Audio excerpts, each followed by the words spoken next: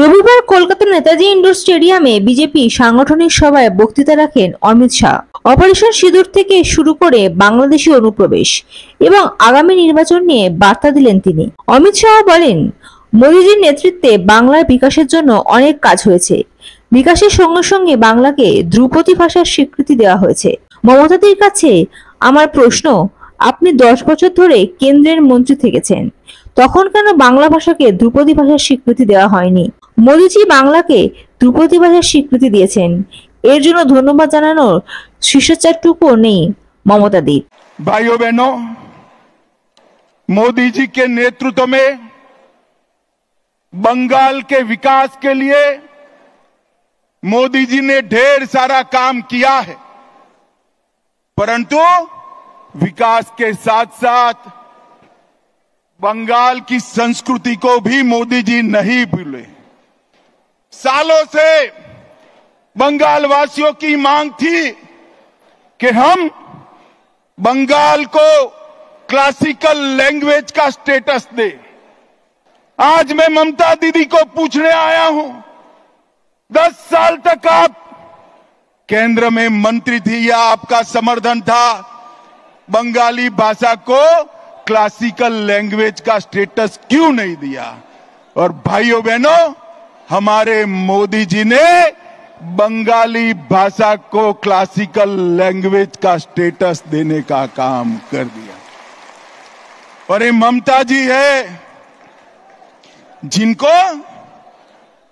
जिनको इसके लिए धन्यवाद करने का भी शिष्टाचार नहीं आता। অনুপ্রবেশ নিয়ে সরব হন অমিত শাহ।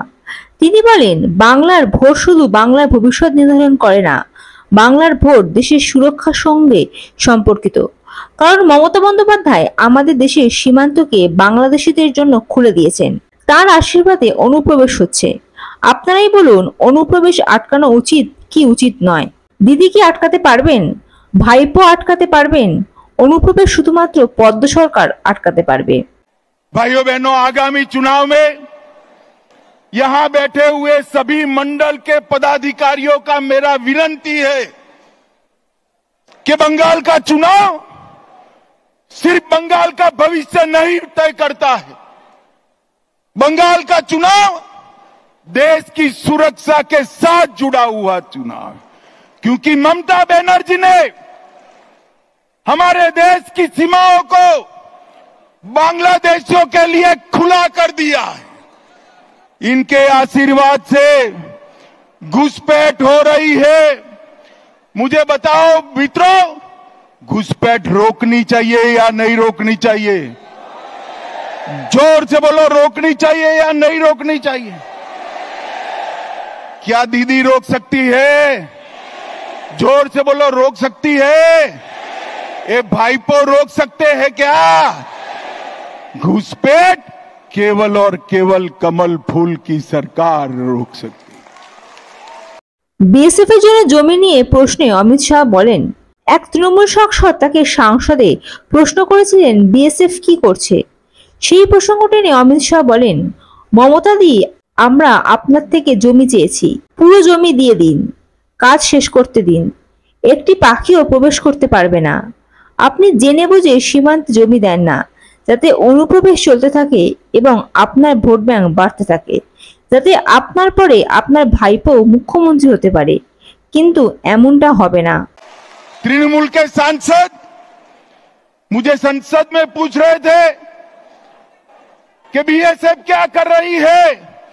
अरे ममता दीदी, हमने आपसे भूमि मांगी है, पूरी भूमि दे दो, बाढ़ को समाप्त हो जाने दो, एक परिंदा भी पैर नहीं मार पाएगा, परिंदा भी पैर नहीं। आप जानबूझकर बॉर्डर पर भूमि नहीं देते हो क्योंकि घुसपैठ चलती रहे, आपकी वोट बैंक बढ़ती रहे और आपके बाद आपका भतीजा भी मुख्यमंत्री बनता रहे।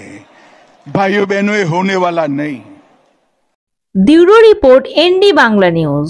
সবার আগে সব খবর, সঠিক খবর পেতে ফেসবুক পেজটি ফলো করে এবং ইউটিউব চ্যানেলটি সাবস্ক্রাইব করে রাখুন আর শেয়ার করতে ভুলবেন না।